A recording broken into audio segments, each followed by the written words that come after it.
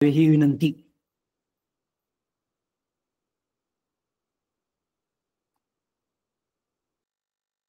Good morning, all of you. Welcome once again. We have taken our previous period, creative thinking. In that period, we have to take puzzles and riddles. But आता या ठिकाणी काय झालंय की कालचा आपला जो टॉपिक होता क्रिएटिव्ह थिंकिंग, यामधील पझल्स आणि रिडल्स याचा जो आपल्याला प्रश्नोत्तर सराव घ्यायचा होता तो राहिलेला होता. तर आपण या ठिकाणी आता तो पूर्ण करून घेऊ आणि नंतर नवीन टॉपिकला सुरुवात करू. तर फास्ट रिकॅप घेऊ आपण ते, जेणेकरून डायरेक्ट प्रश्नांना हात घालू आणि ते प्रश्न आपण प्रत्यक्षात सोडूया. ओके.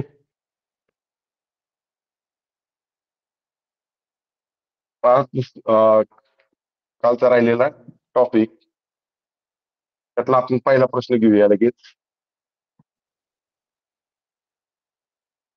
तर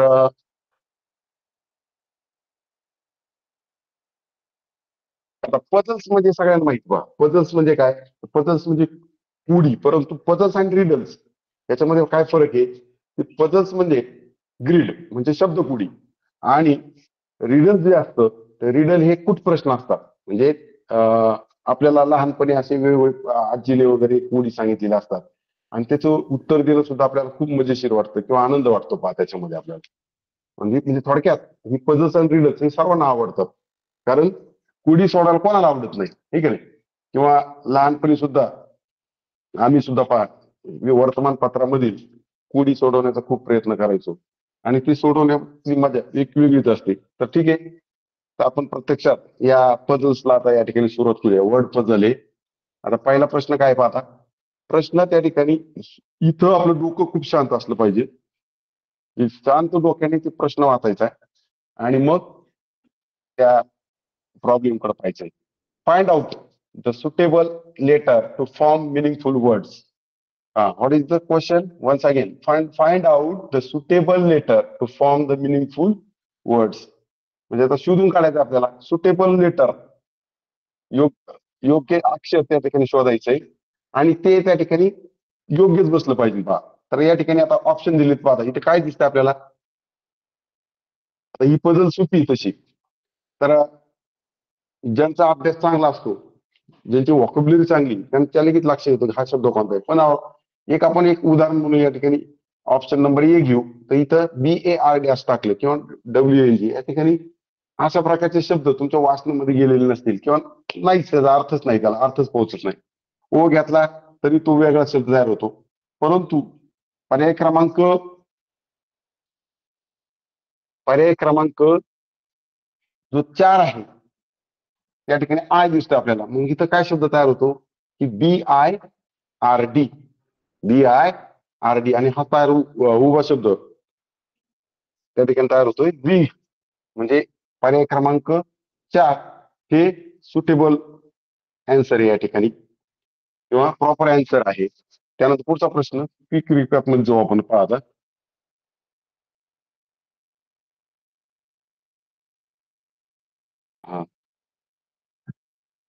हा सेकंड क्वेश्चन.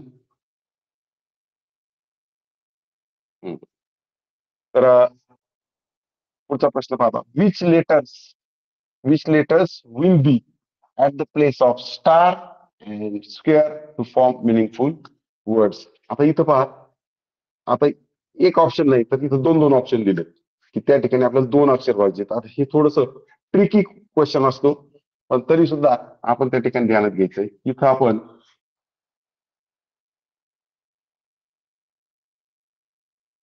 इथं काय लक्षात घ्यायचं आपण की आता स्टारच्या ठिकाणी आपल्याला योग्य अक्षर पाहिजे आणि नंतर स्क्वेअरच्या ठिकाणी. तर ठीक आहे, स्क्वेअर मध्ये परत त्याच्यामध्ये सिम्बॉल दिलेले. तर बघा हा शब्द परत पहा आणि हा उभा पहा. तर हे थोडेसे लक्षात घेतल्यानंतर आपल्या साहजिकच लक्षात येते की इथं कोणता शब्द बसणार आहे, है का नाही? तर पहा एम टाकून बघा आता. MILD माइल्ड होतं. आणि MOLF इथं मात्र अर्थपूर्ण शब्द तयार होत नाही. इथं त्यानंतर परत पाहायचंय की आता इथं के घेतला, KIND आणि NOLF नाही अर्थपूर्ण शब्द तयार होत. त्यानंतर WIND आणि हा पण तयार होत नाहीये. तर त्या ठिकाणी पर्याय 4 पाहता. डब्ल्यू इथे या ठिकाणी WIN, ठीक आहे. आणि इथं परत WON. तर ठीक आहे. हा सुद्धा पर्याय इथं हे होत नाहीये.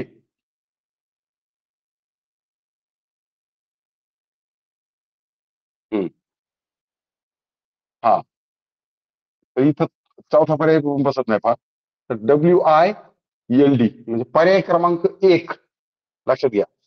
WILD वाईल्ड काय शब्द तयार झालाय.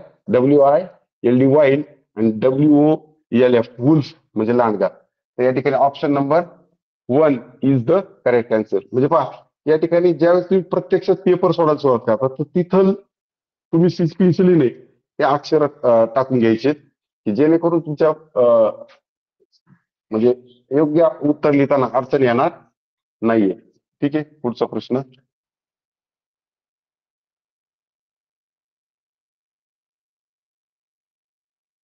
आता प्रश्न सर्वांना दिसत असेल. बघा प्रश्न काय. Complete the grid. आता मी तुम्हाला सांगितलं पझल म्हणजेच grid. Complete the grid of animals by choosing proper set of alphabets. म्हणजे आता पहा ही जी ग्रीड आहे ती आहे प्राण्यांची. म्हणजे प्राण्यांची नावं आता पहा आपली व्हॉकॅब्युलरी चांगलीच असली पाहिजे तरच आपण हे क्विक त्या ठिकाणी आन्सर काढू शकतो. अॅनिमल्स म्हणजे प्राणी वेगवेगळ्या प्रकारचे प्राणी आले. म्हणजे वाईल्ड अॅनिमल्स आले, पेट अॅनिमल्स आले. तर या ठिकाणी साहजिकच आपण पाहायचंय आता पहा. तर ऑप्शन मध्ये जर तुम्ही जाऊन पाहिलं तर पहा इथं ऑप्शन मध्ये आपल्याला 4 अक्षर या ठिकाणी सेट करायचे. CM समजा आता पहा 4 अक्षर आहेत प्रत्येक ठिकाणी अल्टरनेटिव्ह मध्ये. तर या ठिकाणी पहिलं जे आन्सर आहे इथं CCCC दिसतंय म्हणजे 1 नंबरला जे आपल्याला अक्षर भरायचे ते या ठिकाणी ते काय आलं पाहिजे ना आपलं. पहा इथं आपला C आला पाहिजे. म्हणजे पहा साहजिकच लक्षात ऑप्शन मध्ये CA. आता प्राणी म्हणलं तर आपल्या लक्षात आलं पाहिजे 5 अक्षरी नाव असलेला कोणता आहे. तर CAMEL. परंतु परत हा उभा शब्द पहा CO. आता इथं काय दिसतं आपल्याला. म्हणजे इथं कॅमल आलंय लक्षात. पण CO आपण 2 नंबरचा अक्षर लक्षात घ्या परत पहा. मी काय ट्रिकी क्वेश्चन का म्हटलेलं आहे. कारण जर आपण CM हा पर्याय निवडला घाई गडबडीत तर आपलं चुकीचं होऊ शकतं. कारण आपल्याला क्रमानुसार त्या ठिकाणी त्या अक्षराची निवड करायची. तर CO काय होणार आता इथं पहा. आपण काऊ लिहून बघितलं. ठीक आहे. नंतर इथे काय होतं WOLF वुल्फ होणार आहे आणि हा उभा होणार आहे फॉक्स. पण जर इथं आपण गडबड केली तर आपला प्रश्न चुकू शकतो. कारण आपण CMWF जर असा घेतला तर पर्याय क्रमांक 1 येतोय. परंतु हा क्रम लक्षात घ्या 1, 2, 3 आणि 4 1, 2, 3, 4. म्हणजे आता पहा 1 ला काय येणार आहे C आणि 2 ला काय येणार आहे W. 3 ला येतो M आणि 4 ला येतो F. म्हणजे पर्याय क्रमांक कुठे जातोय आपला CWMLF. पर्याय क्रमांक काय येतोय 4. 4 नाही येत. पहा CWMF पर्याय क्रमांक 2 येणार आहे. बरोबर. हा योग्य क्रम आहे. हे आपलं उत्तर आलं. ठीक आहे. नेक्स्ट. समजलं सर्वांना. हा ट्रिकी क्वेश्चन आहे.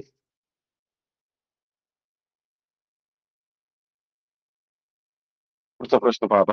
Complete the grid of sense organs. आता मी तुम्हाला सांगितलं की ह्या शब्दांचे अर्थ आपल्याला कळणं गरजेचं आहे. सेन्स ऑर्गन्स म्हणजे there are 5 organs. Sense 5 organs. First is eyes, eye, ear, then tongue. Fourth one, eye, ear, tongue, skin, and the last one nose. Okay. तर आता सेन्स ऑर्गन्स म्हणजे ज्ञानेंद्रिय. तर 5 ज्ञानेंद्रिय आपल्याला सर्वांना माहिती आहे का नाही. तर ती ज्ञानेंद्रियांची निवड आपल्याला या ठिकाणी करायची. म्हणजे 5 ज्ञानेंद्रियच या ठिकाणी काय केलेले, त्याचं ग्रीड या ठिकाणी तयार केलेली. आता इथं काय शब्द दिसतोय मग, आता 5 अक्षर ज्ञानेंद्रिय असलेला शब्द कोणता आहे? टीओ. काय आपल्याला टीओ वरून लक्ष येतंय पहा, टीओ. हा, तर काय टीओ एन येणार आहे इथं, आहे का नाही? T O N GUE. आता ज्याचं त्या ठिकाणी शब्द पाठ आहे, तर त्या ठिकाणी TON GUE, टंग. टंग म्हणजे जीभ. त्यानंतर उभा शब्द पहा. आता इथं एन आलाय म्हणजे इथं पहा, इथं ओ दिसतोय आणि इथं ई दिसतंय, म्हणजे तिथं आपल्याला सेन्स ऑर्गन्स कोणता बसणारी? नोज. NOAC, nose. आणि नंतर त्या ठिकाणी परत पाहायचंय, इथं ई बसला, EYE. आणि 4 नंबरचा अक्षर काय पहा, EAR. आता परत इथं आपण हे शब्द लिहिल्यानंतर परत आपण क्रम लक्षात घ्यायचा पहा. एन ला काय येत आहे? 1 ला एन, 2 ला एस, 2 नंबर एस ला येणार, 3 नंबर ईचा येणार आणि 4 नंबर ईचा येणार. हे ऑप्शन आपल्याला कुठे पाहता? NSEA. NSEA दिसतंय कुठं तुम्हाला? तर पर्याय क्रमांक 3 या ठिकाणी लागू होतोय. NSEA.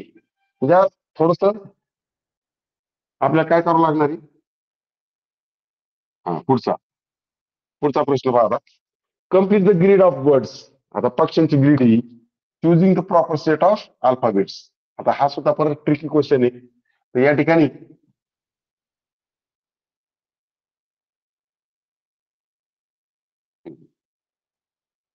हा, ओके. तर आता पहा, बर्ड्स म्हणजे पक्ष्यांची नाव आपली चांगली ही पाहिजे, जे ते स्पेलिंग आपलं चेंज, पाठांतर पाहिजे. तर इथं पहा, हा शब्द काय बसतोय? आता पहा, हा सुद्धा ट्रिकी क्वेश्चन आहे, नीट लक्षात घ्या. तर तुम्ही, आता तुम्हाला सांगतो मी काय नेमकं. आता पहा, हा शब्द दिसतोय OC, इथं दिसतं IT, इथं दिसतंय परत पहा. तर क्रम त्या ठिकाणी लक्षात घ्या थोडासा. हा शब्द तुम्हाला आठवत असेल की काय शब्द आहे? तर पक्षी म्हणल्यानंतर पाहता,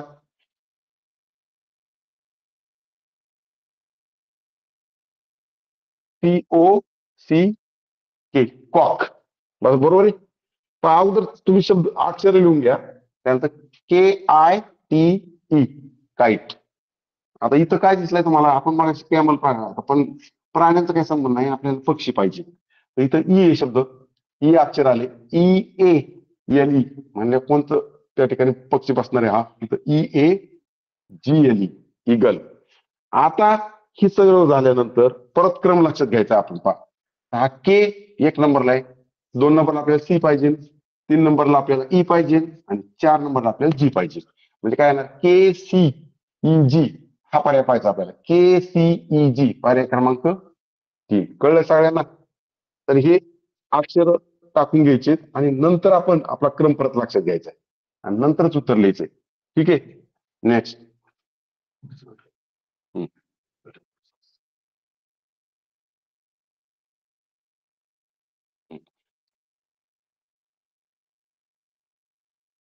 हा, पहा आता पुढचं ग्रीड पहा. Complete the grid of colours by choosing the proper set of alphabets. आता ग्रीड कशाची आहे किंवा पझल कशाची? आपली कलरची, रंगांची नाव आपली पाठ पाहिजे. तर या ठिकाणी रंगांची नावं जर आपल्याला पाठ असतील तर इथं पहा, BOWM, आहे का नाही? म्हणजे इथं कोणता शब्द तयार होतोय ते लक्षात घ्या. आता तर बी काय तयार होतं पहा. आता वेळ आपली कमी असल्यामुळं मला पुढचं घ्यायचं असल्यामुळे मी थोडं पटपण घेतो तुम्हाला. बघा, BROWN, ब्राऊन. इथं काय कलर तयार होतोय? ब्राऊन. नंतर हा पहा इकडे GEN, तर कोणता कलर आठवतोय आपल्याला? शेवटी एन पाहिजे आणि सुरुवातीला जी पाहिजे, म्हणजे ग्रीन शब्द, GREEN, ग्रीन. आणि नंतर इथं पहा आता RE, म्हणजे इथे येणार आहे डी, रेड. म्हणजे आता हा आता परत क्रम लक्षात घ्यायचा पहा. ट्रिकी क्वेश्चन का म्हणतो मी? कारण आपण गडबडीत काय करतो, RDER, आहे का नाही? बरोबर आहे. किंवा RDER, किंवा क्वेश्चन मध्ये आपण पटकन लिहून करतो काय असेल ते समजा. परंतु आपल्याला क्रम जो आहे RRED पाहिजे. म्हणजे RRED क्वेश्चन ऑप्शन नंबर 2 हे आपलं राईट आन्सर आहे. नेक्स्ट.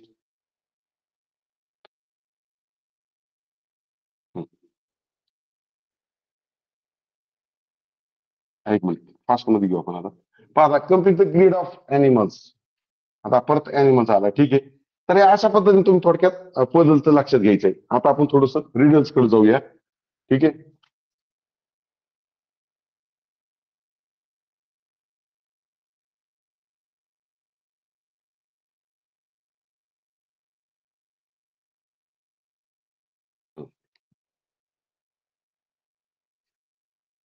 लेक्चर 1 मध्येच.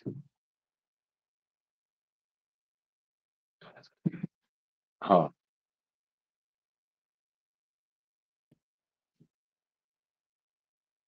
आता आपण रिडल्स पाहतोय. तर रिडल्स मध्ये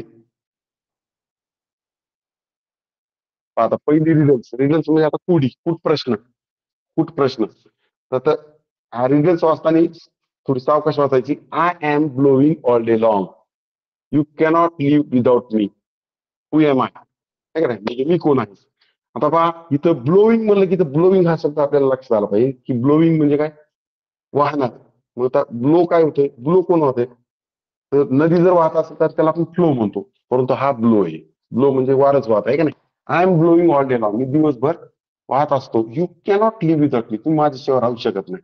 तर गडबडीमध्ये आपण उत्तर वॉटर घेऊन टाकतो बा ह्या केवळ या वाक्यामुळं. You cannot live without me, तर आपण म्हणतो पाण्याशिवाय आपण राहू शकत नाही. किंवा म्हणजे हे ऑप्शन फास्ट मध्ये जर लिहिल्यामुळं गडबड काय होते पहा, की आपण चुकीच्या उत्तराकडे जातो. तर तसं न करता परत प्रश्न इंटवाचा I am blowing all day long, हे का नाही, मी दिवसभर. आता पहा आपल्या परत पाणी पण डोक्यात येतो पहा. आपण वॉटर शब्द याचे पर्याय का निवडतो. तर आपल्याला असं वाटतं की दिवसभर वाहणार पाणी, परंतु आपल्याकडे बारमाही पाणी नाही वाहत, है का नाही. फक्त पावसाळ्यामध्येच पाणी वाहतं बारमाही. तर I am blowing all day long, ते वाहणार काय. मग आता इथं पर्याय क्रमांक आपल्याला काय दिसतोय, पर्याय क्रमांक 3 ट्री तर नाही, हे ऑप्शन कट होतं. बिस्ट म्हणजे पशु, हे पण ऑप्शन कट होतं. आणि वॉटर हे ऑप्शन कट झालं. तर पर्याय क्रमांक 3 एअर, म्हणजे उत्तर काय एअर. नेक्स्ट.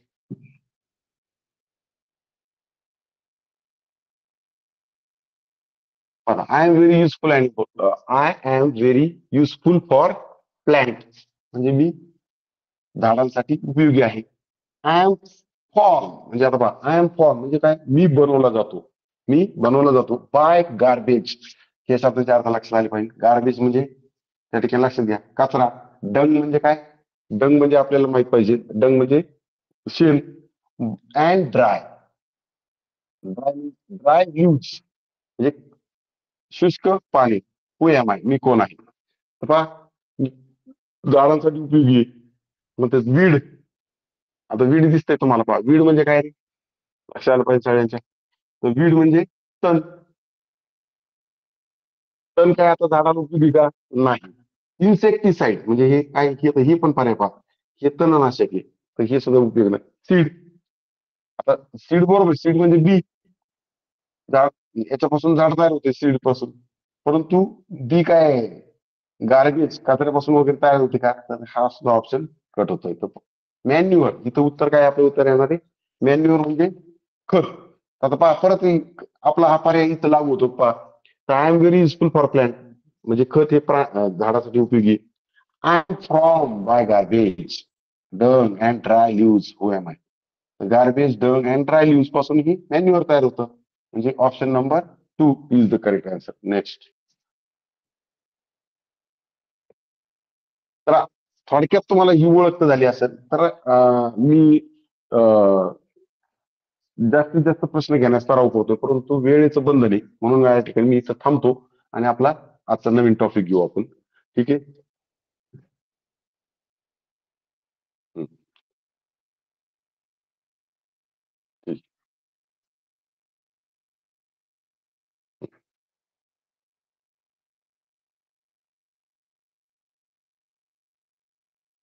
तर पहा आजचा आपला जो टॉपिक आहे तो आहे स्टॉक एक्सप्रेशन.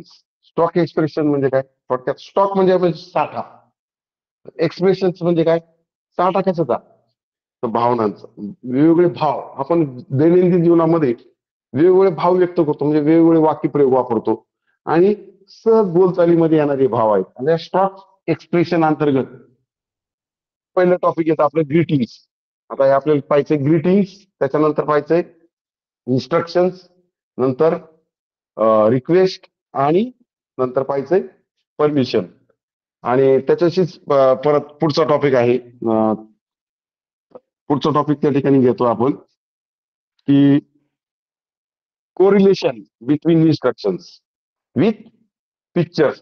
तर ते पण आपण त्याचे प्रश्न पाहणार आहे. ठीक आहे. आता ग्रीटिंग्स. ग्रीटिंग्स म्हणजे काय? आता आपण ग्रीटिंग कार्ड बघितलेलं आहे, हे का नाही? तर आपण ग्रीटिंग कार्ड देतो, कधी कधी देतो, वेगवेगळे सण असतील त्यावेळेस आपण ग्रीटिंग कार्ड देतो किंवा शुभेच्छा देतो. पहा आपल्याला ग्रीटिंग्स म्हणजे काय? थोडक्यात शुभेच्छा. शुभेच्छांची देवाणघेवाण ज्यावेळेस होते त्यावेळेस ही ग्रीटिंग्स या ठिकाणी लागू होते. तर ग्रीटिंग्स आपण आता या ठिकाणी सिच्युएशन सगळ्यात महत्वाचं. ग्रीटिंग ज्यावेळेस आपण वापरतो त्यावेळेस सिच्युएशन त्या ठिकाणी लक्षात घेणं गरजेचं आहे. वेगवेगळ्या सिच्युएशनच्या वेळेस, प्रसंगाच्या वेळेस, त्यावेळेस आपण कोणकोणते शब्द वापरतो किंवा कोणकोणते वाक्य वापरतो हे आपण त्या ठिकाणी ध्यानात घ्यायचंय. आता गुड मॉर्निंग कधी म्हणणार? आपण सकाळी म्हणतोय. गुड इव्हिनिंग रात्री म्हणतोय. तेव्हा झोपताना त्या ठिकाणी गुड नाईट म्हणतो आपण. हा, ज्यावेळेस आपण भेटतो दुसऱ्याला त्यावेळेस रात्रीच्या वेळेस गुड इव्हिनिंग म्हणणार आहे आणि दुपारी भेटल्यानंतर गुड आफ्टरनून म्हणणार आहे. नंतर हॅपी बर्थडे, एखाद्याचा वाढदिवस असला आपण हॅपी बर्थडे म्हणतो किंवा त्याला ग्रीटिंग कार्ड देतो. त्यानंतर हॅपी मॅरेज, एखाद्याचं लग्न झालंय त्यावेळेस आपण हॅपी मॅरेज. आणि वेडिंग अॅनिव्हर्सरी डे, लग्नाचा वाढदिवस असेल तर त्यावेळेस आपण वेडिंग किंवा मॅरेज अॅनिव्हर्सरी डे म्हणतो. त्यात ऑल द बेस्ट कधी म्हणणार आहे आपण, हे त्या ठिकाणी ध्यानात घ्यायचं. एखादा काय चाललाय, परीक्षेला चाललाय त्यावेळेस आपण ते ऑल द बेस्ट म्हणतोय. बेस्ट ऑफ लक हे दोन्ही पण त्याच वेळेस लागू होतात. हॅपी दिवाळी, क्रिसमस हे वेगवेगळ्या फेस्टिवलच्या वेळेस. आणि कॉंग्रॅच्युलेशन कधी म्हणतो? एखादा समजा आपला मित्र मॅच वगैरे जिंकला तर आपण त्यावेळेस काय म्हणतो? त्याला कॉंग्रॅच्युलेशन. बेटर लक. आता आता हा पहा, better luck next time. Better luck next time म्हणजे काय? एखादा आपला मित्रच परत एखाद्या गोष्टीमध्ये अपयशी झाला तर त्याला आपण पुन्हा प्रोत्साहन देण्यासाठी हे वाक्य प्रयोग वापरतो, बेटर लक नेक्स्ट टाइम. ठीक आहे. यानंतर आता प्रश्न आपण सगळे एकाच वेळेस घेऊया.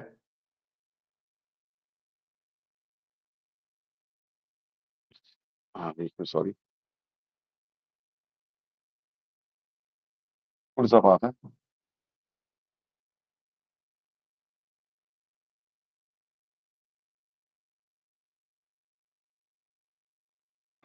Sir request.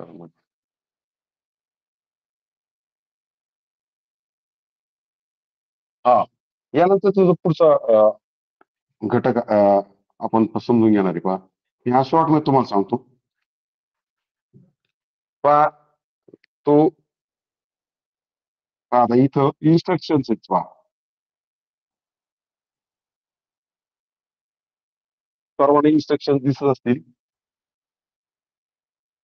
पहा, इन्स्ट्रक्शन म्हणजे काय? सूचना. आता पहा, इथे सूचना काही दिलेल्या आहेत. त्या सूचना आपण थोड्याशा वाचूया. पहा, stand up, go out, clap your hands, close your eyes. या सूचना कधी दिल्या जातात? तर शाळेच्या वेळेमध्ये शिक्षक आपल्याला सूचना देतात किंवा आपले आई वडील आपल्याला सूचना देतात किंवा वडीलधारी व्यक्ती त्या ठिकाणी आपल्याला सूचना देते. तर ह्या सूचना ज्या असतात तर या सूचना कशा तयार होतात किंवा ह्या इन्स्ट्रक्शनचं how to instruction convert into request. त्यानंतर परमिशन वर त्याचं रूपांतर कसं होतं ते पण तुम्हाला सांगतो. तर पहा, आता इथं इथं परत तुम्हाला निरीक्षण काय करायचं? पहा, आता असा काही प्रश्न आलेला आहे की जर इन्स्ट्रक्शन अशा 3-4 इन्स्ट्रक्शन आपले एकत्र देतात आणि ते मॅच द पेअर करायला लावतात. म्हणून या इन्स्ट्रक्शन्स आपण त्या ठिकाणी चांगल्या लक्षात घेणं गरजेचं आहे. जर दैनंदिन वापरातल्या जे सूचना आहेत आपण एकमेकाला वापरतो, ठीक आहे ना? शाळेमध्ये पण आपण पाहतो, stand up, sit down, close your eyes, हे का नाही? शो मी युअर हेड किंवा शो मी युअर आईज, किंवा वेगवेगळ्या सूचना पहा, run on the spot, turn left, turn right. तर या सूचना, आता या ठिकाणी या सूचनांमध्ये हे काय लक्षात येते तुम्हाला की या ठिकाणी पहिलं जे अक्षर आहे पहा ते सॉरी, तो जो शब्द आहे तो त्या ठिकाणी काय आपला तो आहे इंग्रजी मधला वर्ड. बरोबर आहे? म्हणजे इन्स्ट्रक्शनची सुरुवात वर्ब पासून होते. म्हणजे वेगवेगळे वर्ब्स आपल्या त्या ठिकाणी पाठ पाहिजेत, म्हणजे इन्स्ट्रक्शन्स आपण रेकॉग्नाइज करू शकतो, ओळखू शकतो. तर असे त्या सूचना आहेत. पहा एक उदाहरण आपण या ठिकाणी घेऊया.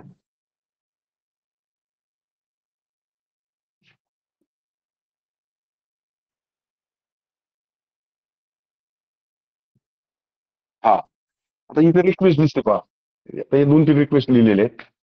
Will you tell me, will you tell please again, मला तू पुन्हा सांगशील का? Can you give me your pencil please, मला तू तुझी पेन्सिल देऊ शकतो का? किंवा प्लीज हेल्प मी, मला मदत कर. ही झाली रिक्वेस्ट. ठीक आहे, नेक्स्ट. आता permission, may I come in teacher, आपण दररोज म्हणतो पहा, आहे का नाही, शाळेमध्ये असताना. मे आय म्हणजे त्या ठिकाणी परवानगी घेतो. परमिशन म्हणजे काय? परवानगी. Can I come with you, मी तुझ्या बरोबर येऊ का? आहे का नाही? यू मे लिव्ह म्हणजे तू आता जाऊ शकतोस. तर अशा प्रकारचे आपण परवानगी देतो, है का नाही? तर ठीक आहे, आता पहा पुढं. तर समजा पहा, आता ही इन्स्ट्रक्शन्स आहे. पहा, इन्स्ट्रक्शन्स आपण लिहूया, 1-2 इन्स्ट्रक्शन. आता ही कन्वर्ट कसं करायचे एकमेकात मध्ये, इन्स्ट्रक्शन्स, है का नाही? आता मी एक इन्स्ट्रक्शन लिहिली पाहता, कम इन. काय लिहिली दिसतंय सर्वांना? कम इन. कम इन म्हणजे काय? आतमध्ये. पण ही काय आहे? ते आहे वर्ब. त्यानंतर आपण दुसरी एक ओपन द डोअर. ठीक आहे, ओपन द डोअर म्हणजे दरवाजा उघड. ही काय केली आपण? त्याला इन्स्ट्रक्ट केली, म्हणजे सूचना दिलेली. कम इन, आत ये, ओपन द डोअर, बरोबर आहे.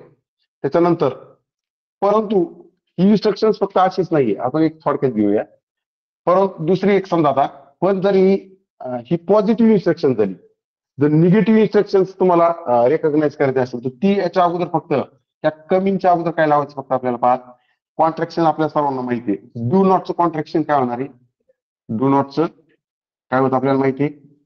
डोंट होतं, आहे का नाही? काय होतं? डोंट. मग ही त्याच्या अगोदर फक्त हे लावा, डोंट कम इन. आता काही मुलं म्हणतील सर, सूचना ही फक्त तुम्ही क्रियापद असल्यावर आपण ती इन्स्ट्रक्शन रेकॉग्नाइज करतो, मग ह्या डोंट कुठून आलं? तर ही पॉझिटिव्ह इन्स्ट्रक्शन्स आहे, ही निगेटिव्ह इन्स्ट्रक्शन्स आहे. म्हणजे कमीच्या अगोदर फक्त आपण काय लावले? डोंट लावले. किंवा डू नॉट कम इन असं बी लिहू शकतो आपण. त्यानंतर ओपन द डोअर, दरवाजा उघड. पण ही निगेटिव्ह इन्स्ट्रक्शन्स करायची असेल तर ती कशी होणार आहे? डोंट, डोंट ओपन द डोअरच्या अगोदर फक्त डोंट लावायचं पहा, don't open the door, don't open the door. म्हणजे ह्या दोन्ही पण सूचना झाल्या पहा. म्हणजे ही पॉझिटिव्ह इन्स्ट्रक्शन, म्हणजे इन्स्ट्रक्शन मध्ये येतं पहा, कमांड, रिक्वेस्ट, ऑर्डर, आहे का नाही? तर कमी म्हणजे आत ये, डोंट कमी म्हणजे आत येऊ नकोस, ही पण सूचनाची लक्षात घ्या. डोंट लावलेला असला तरी तुम्ही ती, म्हणजे आपला मार्क आपल्याला घालवायचा नाही. ओपन द डोअर, दरवाजा उघड. डोंट ओपन द डोअर म्हणजे दरवाजा उघडू नकोस. आता आपल्याला या इन्स्ट्रक्शनचं रूपांतर करायचंय. हा, या इन्स्ट्रक्शनचं रूपांतर करायचं आपल्याला कशामध्ये? रिक्वेस्ट मध्ये. कशामध्ये करायचंय?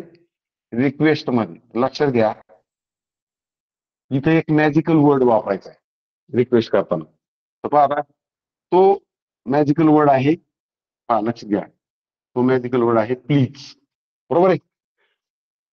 ही इन्स्ट्रक्शन्स आहे पहा, सूचना, लक्षात घ्या. परंतु जर हिला आपण रिक्वेस्ट करायचं असेल, तर आपण हा प्लीज हा शब्द या शब्दाच्या अगोदर वापरू शकतो. प्लीज कम इन म्हणजे काय? कृपया आत या. आता ही सूचना आहे, लक्षात घ्या. पण तुझी रिक्वेस्ट मध्ये कसं रूपांतर केलं आपण? प्लीज टाकून, प्लीज कम इन, बरोबर आहे. त्यानंतर ओपन द डोअर आहे. आता ही, हा जो प्लीज शब्द आहे तो आपण याच्यानंतर सुद्धा वापरू शकतो. कम इन प्लीज म्हणजे कृपया आत या, ठीक आहे. किंवा ओपन द डोअर, मग आता मी असं केलं, ओपन द डोअर प्लीज. ही इन्स्ट्रक्शनचं रूपांतर कशात झालं? रिक्वेस्ट मध्ये झालं. हे या ठिकाणी लक्षात घेणं गरजेचं आहे की प्लीज हा शब्द आला की त्या इन्स्ट्रक्शनचं रूपांतर कशात मध्ये होतं? रिक्वेस्ट मध्ये होतं, ठीक आहे. यानंतर पहा, अं,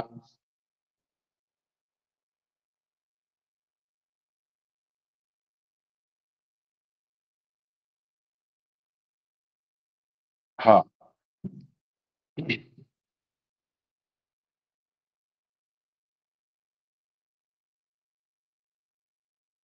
हा आता ही परमिशन जी आहे पहा, परमिशन म्हणजे रिक्वेस्ट सांगितलं तुम्हाला मी, ग्रीटिंग सांगितलं. आता परमिशनच्या वेळेस एक लक्षात ठेवायचं की परमिशन ही नेहमी, आता ही पहा इंग्रजी भाषा जी आहे ती खूप पोलाइट किंवा हंबल लँग्वेज आहे. म्हणजे त्याच्यामध्ये अतिशय मृदू भाषा वापरली जाते, म्हणजे कसलाही हे उद्धटपणा त्याच्यामध्ये नसतो. तर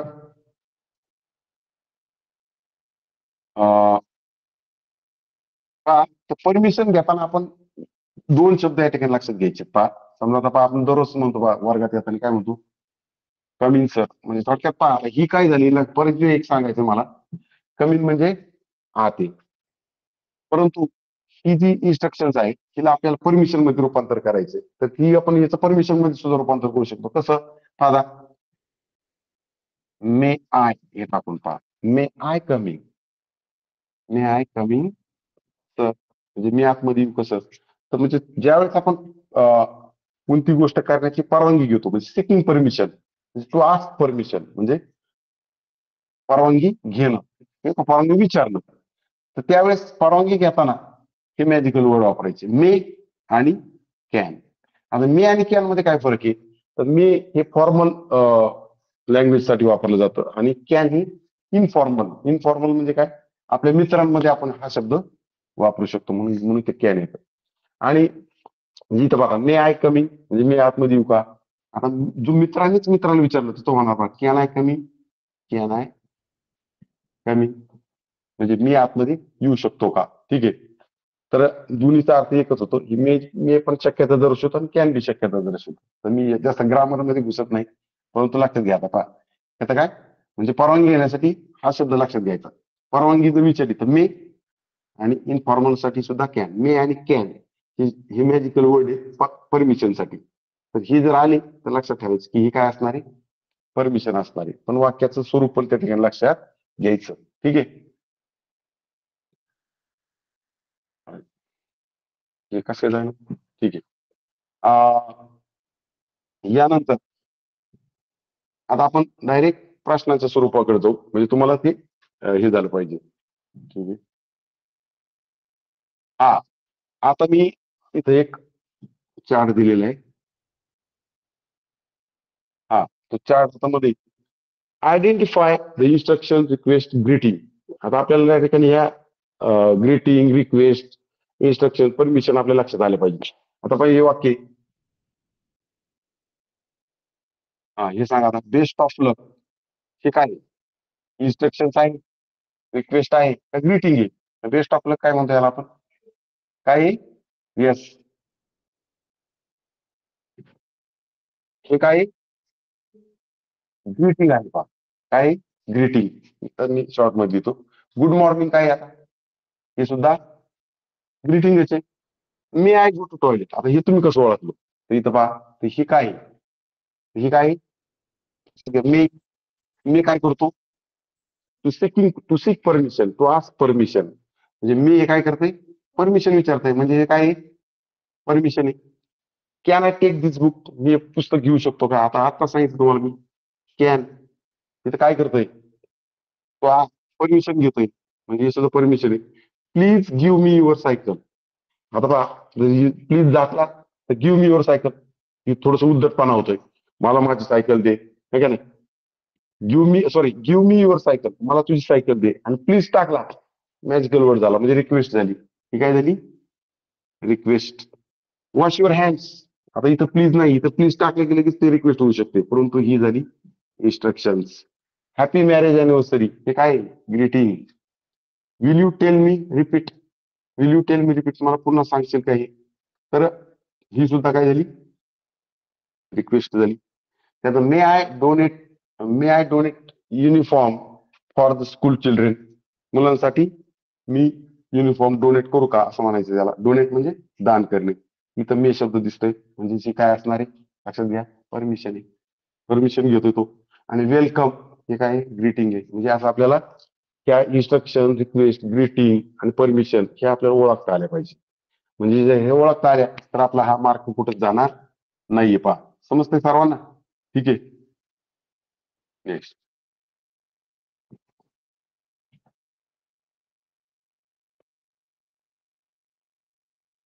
हा, आता आपण प्रश्नांकडे जाऊ लगेच. पहा आता, प्रश्न पाहिला काय आता पहा. आता तुम्हाला काय सांगितलं मी, तुम्ही सिच्युएशन ओळखायला शिका. सिच्युएशन ओळखल्या की आपल्याला येणारी पाहता. आता काय, रीड द सिच्युएशन म्हणजे सिच्युएशन वाचा and choose the correct option. योग्य पर्याय निवडा. योग्य पर्याय निवडा. तर काय सिच्युएशन पाहता सुरुवातीला. Yesterday I return home at M. At M. At M. ठीक आहे. आता एएम आणि पीएम त्या ठिकाणी चांगलं ध्यानात घ्या. एएम आणि पीएम. एएम कधी वापरतो आपण? एएम वापरलं जातं रात्री 12 पासून तर किती वाजेपर्यंत? दुपारच्या 12 पर्यंत एएम. आणि त्याच 12 नंतर पीएम वापरलं जातं. पीएम मग संध्याकाळी 12 पर्यंत. म्हणून याच्याकडे आपलं बारकाईने लक्ष असलं पाहिजे. येस्टरडे म्हणजे काल. आय रिटर्न होम, मी घरी आलो ऍट 8 AM, 8 वाजता म्हणजे सकाळची वेळ. फ्रॉम माय कझिन्स हाऊस म्हणजे माझ्या भावाच्या, चुलत भावाच्या घरून आलो. बाय विशिंग हिम, त्याला विश केलं. काय विश केलं मग सकाळी? सकाळ सकाळ काय विश करणार आहे तो? Good night, wrong. Best of luck, wrong, कारण इथं आपल्याला दिलंच नाही तसं काही. पण सकाळी गुड गुड आफ्टरनून विषय कट झाला तर इथे येणार गुड मॉर्निंग. Okay, next.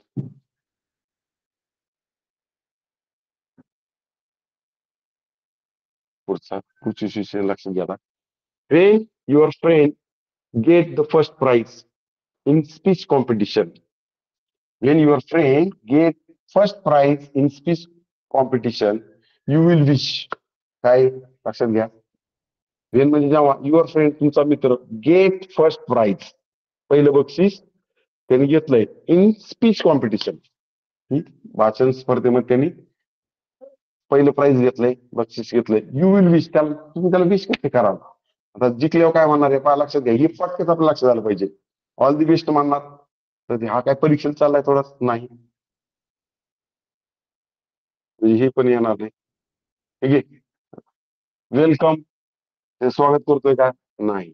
त्यानंतर इथं हॅव अ नाईस फ्युचर, तुझं भविष्य उज्ज्वल आहे, हे पण नाही येऊ शकत.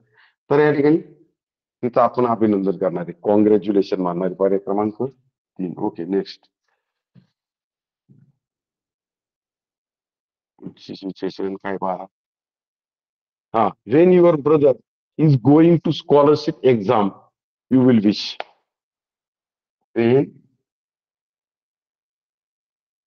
Wien your brother is going to scholarship exam, तुमचा भाऊ काय जात आहे, स्कॉलरशिप परीक्षेला जात आहे. यू विल विश, तुम्ही त्याला विश कसं करा ते इथे लक्षात घ्या. पहिलं all the best, welcome, congratulation, well done. तर काय येतं पर्याय? परीक्षेला चाललाय, ऑल दी बेस्ट. ओके, म्हणजे पर्याय क्रमांक 1 येणार आहे. पुढचं, when your uncle is going to picnic for 15 days you will say, तुमचे काका काय चाललेत? पिकनिकला चाललेत, म्हणजे सहलीला चाललेत. किती दिवसासाठी? फॉर 15 days, 15 दिवसासाठी. तुम्ही त्या काकांना कसं हे करणार, विश कसं करणार? तर good picnic, well picnic, happy live, happy journey. तर पर्याय क्रमांक लक्ष तुम्हाला वाचल्यानंतर पर्याय वाचायचे आणि उत्तर काय येणार आहे? Happy journey. म्हणजे वाट तुम्हाला सहलीच्या शुभेच्छा त्या ठिकाणी आपण देतोय. हॅपी जर्नी हा शब्द योग्य आहे तिथं. त्यानंतर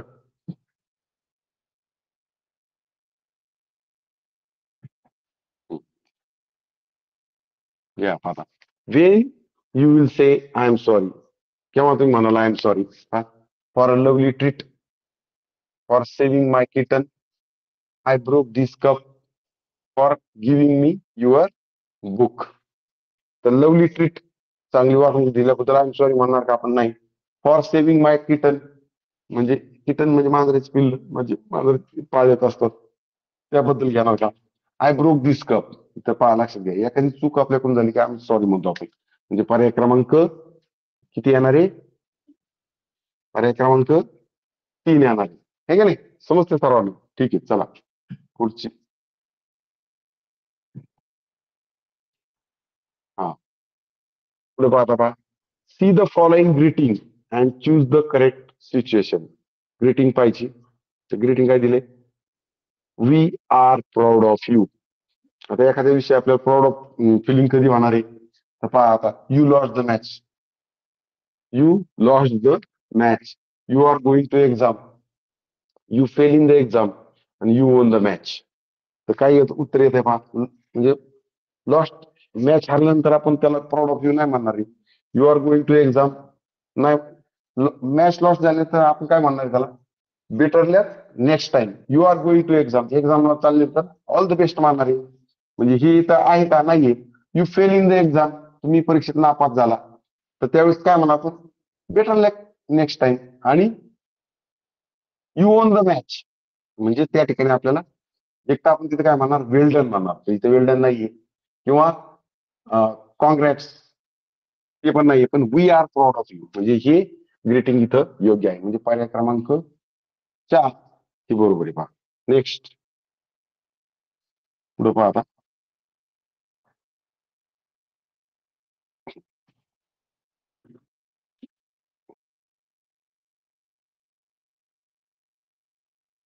हा, आता पहा. Choose the odd man out. काय दिले पहा? तर first Eid Mubarak, second Mary Christmas, happy Diwali, all the best. काय दिसते पहा आता? तर या ठिकाणी ही सगळे फेस्टिवल्स आहेत. All these 3 are festivals. Eid Mubarak, merry Christmas, happy Diwali. म्हणजे सणांच्या वेळेस आपण या शुभेच्छा ग्रीटिंग्स वापरतो. परंतु ऑल द बेस्ट कधी वापरतो आपण? ऑल द बेस्ट कधी वापरतो? हा, ऑल द बेस्ट कधी वापरतो? तर एखाद्याला परीक्षेला आपण चाललाय तो त्यावेळेस शुभेच्छा. Someone going when someone is going to exam, that time we give this greeting. तर इथं पर्याय क्रमांक 4 हे चुकीचं, म्हणजे आपल्या दृष्टीने तो पर्याय बरोबर आहे. आणि हे मात्र सणांच्या शुभेच्छा आहेत. ही शुभेच्छा वेगळी आहे. म्हणून पर्याय क्रमांक 4 वेगळा आहे. समजते सर्वांना? Okay, next.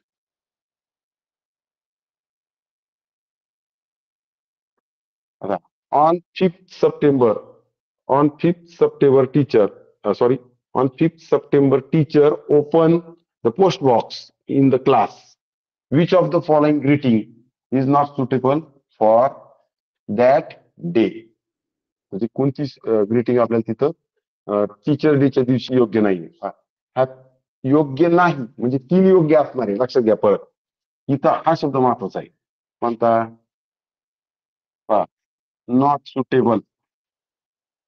Not suitable. कोणती ग्रीटिंग आपल्याला सुटेबल नाही 5 सप्टेंबरला? आता हॅपी टीचर्स डे बरोबर आहे. Teachers you are my best friend हे पण बरोबर आहे. हे का नाही?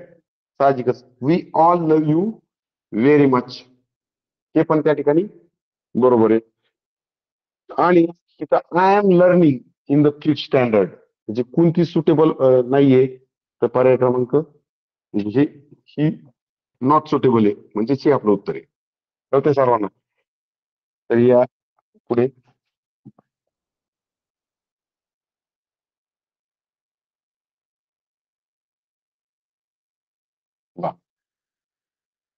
नेक्स्ट.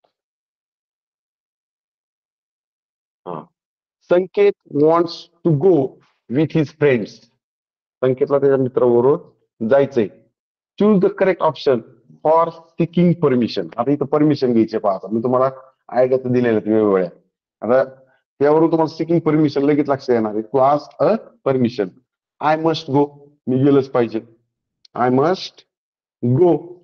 त्यानंतर I am going to, I am going with my friends.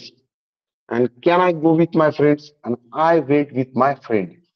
तर इथं सिकिंग परमिशन कशी घ्यायची ते आपल्याला माहिती आहे. तर तिथं आपण वापरतोय मे आणि कॅन.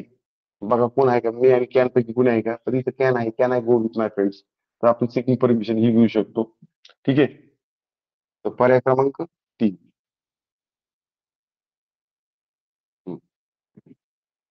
पुढची सिच्युएशन पहा आता. हा, choose the odd one out. Odd म्हणजे काय, वेगळा दुसरा शब्द पाहिजे ना आपल्याला. तर या ठिकाणी पहा आता काय आहे? पर्याय वाचू आपण. मे आय लिव, म्हणजे मे आय लिव म्हणजे मी जाऊ का. ठीक आहे, म्हणजे ही काय आहे? लक्षात घ्या, मे म्हणल्यानंतर काय झाली, परमिशन झाली. ही काय झाली,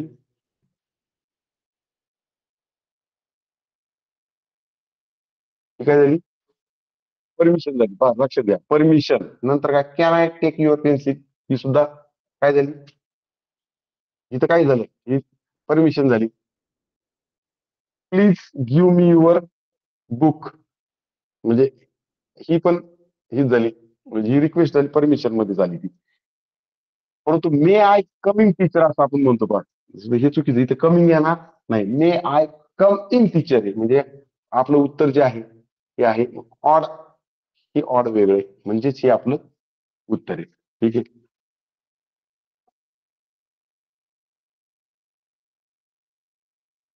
हा. हम्म. काय आता, which of the following is a request. Request कोणती आहे, तर आता तुम्ही निवड करू शकता. ऑप्शन वाचा अगोदर. Will you tell please, will you tell me please again, इथं थोडस will you tell me, will you,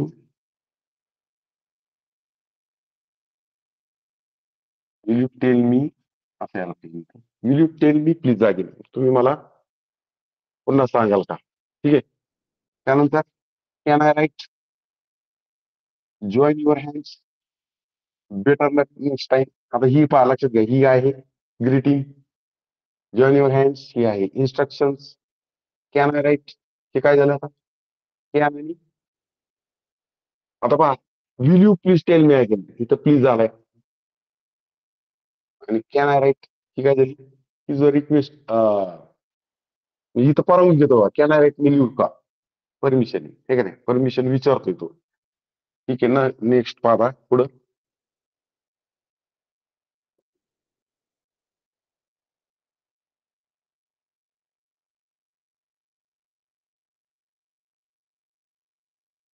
हा, नेक्स्ट काय दिसतं आता, Akshay is standing in the door. Akshay कुठं थांबलाय, दरवाज्यात उभा आहे. Seema wants to go out, सीमाला बाहेर जायचंय. ती रिक्वेस्ट. आता पहा, रिक्वेस्ट करताना अजून एक लक्षात माझ्याकडून, आय फॉरगेट दॅट वर्ड. मी तो पहा आता, रिक्वेस्ट करताना जसं आपण प्लीज शब्द शिकलो पहा, की प्लीज शब्द वापरायचा आहे, तसा हा रिक्वेस्ट करताना एक्सक्यूज मी शब्द सुद्धा लक्षात ठेवायचा. एक्सक्यूज मी, एक्सक्यूज मी आणि प्लीज हे दोन शब्द ध्यानात ठेवायचे. ते रिक्वेस्ट मध्ये येतात पहा. तर पहा, Akshay is standing in the door, Seema wants to go out. ती रिक्वेस्ट कशी करणार, गो आउट बाहेर जा, ही इन्स्ट्रक्ट आहे.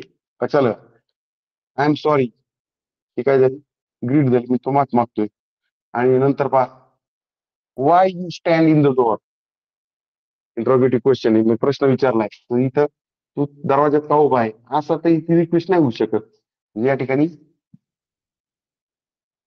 एक्सक्यूज मी, म्हणजे इथं तिला काय म्हणायचं, एक्सक्यूज मी म्हणजे कृपया करून तू बाजूला हो, ही झाली रिक्वेस्ट. ठीक आहे, नेक्स्ट.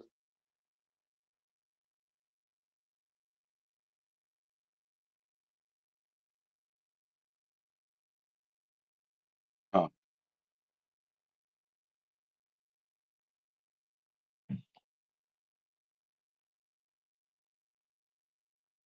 हा, आता when will you say good, good evening, when you wake up in the morning, when you wake up in the morning, in का नाही येणार. When you meet your uncle in the afternoon, wrong. When you meet your friend at 5 PM, आणि when you meet at night. आता इथं हे दोन तर wrong झाले, हे दोन बघायचे पहा आपल्याला. When you meet your friend at 5 PM, इथं इव्हिनिंग चालू झालेली, म्हणजे 12 नंतर आहे का नाही. आणि you meet at night, you meet at night म्हणजे रात्री भेटले तुम्ही, काय उत्तर येणार आहे, 5 PM म्हणजे इथं दुपारच चालू आहे. म्हणजे इथं option number, when you meet at night, रात्री ज्यावेळेस आपण भेटू त्यावेळेस त्या ठिकाणी सॉरी ऍट हे नाही येणार, तर हाच येणार पर्याय. When you meet at night म्हणजे झोपताना त्या ठिकाणी आपण गुड इव्हिनिंग नाही म्हणू शकत. तर ही 5ची वेळ जी आहे ती संध्याकाळचीच वेळ सुरू होते. When you meet at when you meet your friend at 5 PM. At night लक्षात घ्या, ऍट नाईट म्हणजे डायरेक्ट झोपेला जातो आपण, म्हणजे अंतर्नावर झोपलेलो आहे त्यावेळेस. म्हणून पर्याय क्रमांक 3.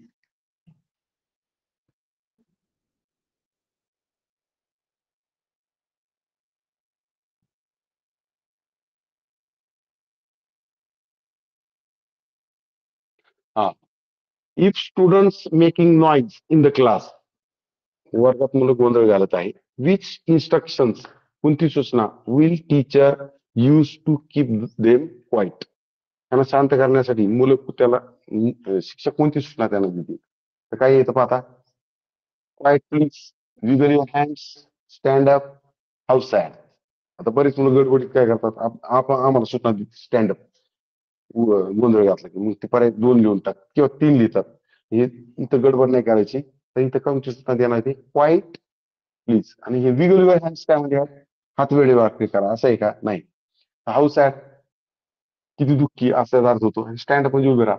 तर इथं काही शिक्षा वगैरे द्या, ते काय म्हणणार शिक्षक, क्वायट प्लीज. पर्याय क्रमांक 1 येणार आहे. Next, which of the following is a request. Request कोणती आहे आता पहा, आता तुम्हाला दिलेल्या सूचनेनुसार रिक्वेस्ट शोधायची तुम्हाला. तर पहा, would you lend me your notebook, you must give me your notebook, give me your notebook, आणि why don't you give me your notebook. तर पहा, रिक्वेस्ट पहा, रिक्वेस्ट मध्ये इथं प्लीज आलेलं नाही, म्हणजे आता पहा परत बघायचंय. कॅन किंवा आता मे, कॅन किंवा मे आहे का, कॅन किंवा मे नाहीये, कॅन किंवा मे नाहीये. ही आता तिसरीच्या पुस्तकामध्ये रिक्वेस्ट करण्यासाठी अजून एक शब्द पहा, डू यू माइंड. या कॅन किंवा मे जागेवर येतो डू यू माइंड, किंवा या डूच्या जागेवर परत वुड यू माइंड असा शब्द होतो पहा. तर वुड हे सगळे कॅन मे वुड हे सगळे मोडल वर्ब आहेत, लक्षात घ्या. ते क्रियापदाचे 2 प्रकार आहेत इंग्रजीमध्ये, की हेल्पिंग वर्ब आणि मोडल वर्ब. तर हेल्पिंग वर्ब त्यांच्यामध्ये काय फरक आहे लक्षात घ्या दोन्हीमध्ये. तर हेल्पिंग वर्ब जे असतात ते क्रियापदाबरोबर येतात, क्रियापदाबरोबर येतात आणि क्रियापदाशिवाय येतात. परंतु जे मोडल वर्ब जे असतात, कॅन मे, यांना क्रियापद हे लागतं, म्हणजे त्याचं पहिलं रूप हे लागतंच. आणि म्हणून या ठिकाणी वुड बरोबर किंवा कॅन बरोबर मे बरोबर त्या ठिकाणी क्रियापदाचं पहिलं रूपच येतं पहा.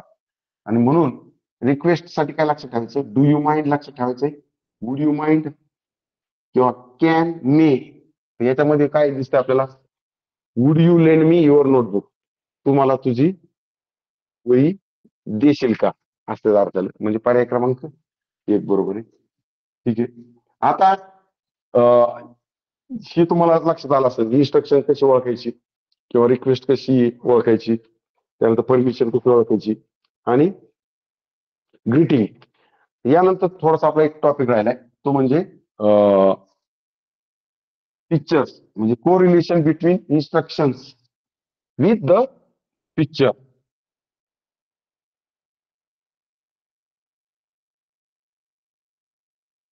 त्याचे काही प्रश्न आपण घेऊया.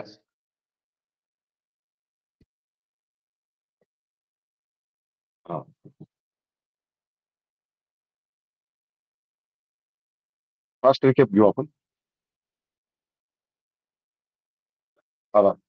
Gauge the correct feeling from the given face. आता फिलिंग आपल्याला शोधायची, इथे काय फिलिंग दिसते बघा, गेस म्हणजे तर्क करा, correct feeling from the given face म्हणजे पिक्चरचं निरीक्षण नीट करायचंय. काय दिसतंय तुम्हाला इथं, हा, अँग्री दिसतोय, सॅड दिसतोय, डेटरी दिसतोय, अफ्रेड दिसतोय. तर इथं पर्याय क्रमांक 3, सॉरी 4. नेक्स्ट, पटपट सांगायचं आता पहा, काय दिसतात इथं, अँग्री, सॅड, हॅपी, स्केर्ड. काय दिसतोय, काय दिसतंय, अँग्री दिसतो का, आता सॅड दिसत नाही, हॅपी दिसत नाही, अँग्री किंवा स्केर्ड. काय दिसतोय तुम्हाला, तर तो ओरडतोय, म्हणजे इथं काय झालंय, स्केअर नाही, तो अँग्री आहे. ठीक आहे, नेक्स्ट. आता काय दिसतंय? हा, आता काय दिसत? अँग्री फिलिंग सांगायची ती. Angry, sad, happy, afraid. काय आहे? तो हॅपी दिसतोय. ठीक आहे, नेक्स्ट. आता सांगा. Angry, happy, afraid, unhappy. आता अँग्री म्हणजे रागावणे, हॅपी म्हणजे आनंदी, अफ्रेड म्हणजे भीती असलेला, आणि अनहॅपी म्हणजे दुःखी. तर काय दिसतंय तुम्हाला? त्याची चेहरा पडलेला दिसतोय. म्हणजे तो भीतीचं नाही वाटत त्याला, तो रागावलेला बी नाही, किंवा तो आनंदी दिसत नाही. म्हणजे इथं उत्तर काय? तर सॅड. सॅडला सिनोनिम्स काय? अनहॅपी. म्हणजे पर्याय क्रमांक 4. ठीक आहे, नेक्स्ट. पुढे. हा, आता पहा, चित्र पाहायचं व्यवस्थित. दादा, he is thinking, he is happy, he is sad, he is calling नाव. काय दिसतो आता? तो विचार करतो असं दिसतंय तुम्हाला, आहे का नाही? म्हणजे पर्याय क्रमांक 1 बरोबर आहे. ठीक आहे, नेक्स्ट. पुढं. आता काय दिसतंय? आता एक मुलगा आहे, तो इथं घड्याळ आहे, ठीक आहे ना? Here is the boy, and on the clock there is sorry, on the wall there is clock. He has a watch, he is looking hand, he is looking hand. पाहता, इथं वाक्य चुकलंय. He is watching the time, आणि he is late. आता तो त्या घड्याळाकडे पाहतोय, म्हणजे पर्याय क्रमांक 3. पुढे सांगा आता. मुलगा दिसतोय, काय करतोय पहा आता. He is crying, he is shouting, he is caring, he is fighting. तर त्याचा चेहरा दिसतोय तुम्हाला, ओरडतोय मोठ्याने. तर रडत तर नाही येतो, म्हणजे काय करतोय तो? ओरडतोय. म्हणजे पर्याय क्रमांक 2. ठीक आहे, पुढं. पहा, पुढचे प्रश्न. Look at the picture, select the correct conversation between two persons in the given picture. आता इथं पहा, बऱ्याच वेळा काय होतं, म्हणजे तुमच्यासारखी मुलं नाही म्हणत मी, तुम्ही हुशारच आहेत, परंतु जे मध्यम मुलं असतात ते थोडं वाचण्याची पद्धतीच घेत नाही. तर ते न वाचताच उत्तर लिहून टाकतात. तर इथं पहा, आता इथं मुलगा आहे, आई आहे का नाही? तर इथं काय दिसतंय तुम्हाला? तर मुलगा इथं कप फुटलेला दिसतोय तुम्हाला, आहे का नाही? तर thank you so much of this lovely gift. तर हे येणार नाही, यू आर वेलकम नाही येणार. Excuse me aunty, can you please help me? Sure. तर इथं इथं चित्र एवढे स्पष्ट नाही त्याच्यामुळं. तर या ठिकाणी पर्याय क्रमांक 3 लक्षात येतोय पहा, त्याच्यातून कप फुटलेला आहे. I am sorry, I broke this cup. मग त्या ठिकाणी आई म्हणते नेवर माइंड. म्हणजे पर्याय क्रमांक 3 बरोबर आहे. पुढे. आता इथं रीड दिस लेटर. पर्याय पाहिजे आपल्याला. Read this letter, I can't read this letter. पुढे. Where are you going, I can't tell. What is your name, I am Shubhang. Shubham दिलं इथं. Excuse me aunty, can you please help me find this address. आता हे जे चित्र आहेत ते सर्व आपले अं, हे पिक्चर रिडिंग जे असतं ते सर्व पुस्तकातलंच टाकतात, लक्षात घ्या. म्हणून आपण पहिली, दुसरी, तिसरी, चौथीचं ह्या सर्व 4ही पुस्तकांचं किंवा 5वी पर्यंत पुस्तकांचं वाचन आपलं एकदम क्लिअर पाहिजे, म्हणजे जेणेकरून आपल्याला हे पिक्चर रिडिंग किंवा त्याचं कोरिलेशन आपल्याला लावायला सोपं झालं. म्हणून पर्याय क्रमांक 4 येणार आहे. ठीक आहे, पुढं. म्हणजे पुस्तकाचं वाचन नीट करा. पुढे वाचा. पिक्चरशी रिलेटेड हे करा, कोरिलेशन लावा वाक्य. This woman is suffering from a headache, she is suffering from tension, she is suffering from hair, and she is suffering from work. काय? तर इथं पहा, हेडेक म्हणजे डोकेदुखी. हे कळलं पाहिजे तुम्हाला. हेडेक म्हणजे डोकेदुखी. सफरिंग फ्रॉम टेन्शन, टेन्शन मध्ये ती हे झालेली आहे. तिथं टेन्शन करता काय दिसत नाही, ती डोक्याला हात लावायची. She is suffering from hair, म्हणजे तिला केस म्हणजे थोडक्यात त्याला सफरिंग म्हणजे त्रास होत आहे केसांचा. तर तसं काही दिसत नाही. She is suffering from work, कामाचा ताण आलेला आहे, असं तर काही दिसत नाही. म्हणजे पर्याय क्रमांक एक त्या ठिकाणी सफरिंग फ्रॉम हेडेक. नेक्स्ट, आता इथं पहा मुलगा दिसतोय. The boy is suffering from cold. The boy is suffering from headache. The boy is suffering from fever. आणि the boy is suffering from corona. ठीक आहे. आता पहा पर्याय नीट लक्षात घ्यायचे. सफरिंग म्हणजे त्याला तो त्रास होत आहे. Boy is suffering from cold, थंडी वाजते त्याला नाही. तर इथं काय लक्षात घ्यायचंय, इथं पट्टी दिसते पाहत्या मुलाच्या डोक्यावर. The boy is suffering from headache, डोकेदुखी नाहीये त्याला, थंडी पण नाहीये. The boy is suffering from favour, favour म्हणजे ताप. The boy is suffering from corona. मग इथं फिवर म्हणजे ताप. पट्टी किती लावतो आपण डोक्याला, ताप आल्यावर लावतोय. म्हणजे इथं फिवर म्हणजे पर्याय क्रमांक 3 आपला येणार आहे. ठीक आहे. म्हणजे हे इतकं थोडस लक्ष घेतलं पाहिजे की आजचे मार्क किती. पुढे आता what is what a big surprise. Are you crazy. Let me think. I am suffering from headache. बघा याची जोडी लावा आता. चित्राचं निरीक्षण करा. Look at the picture carefully. आहे का नाही.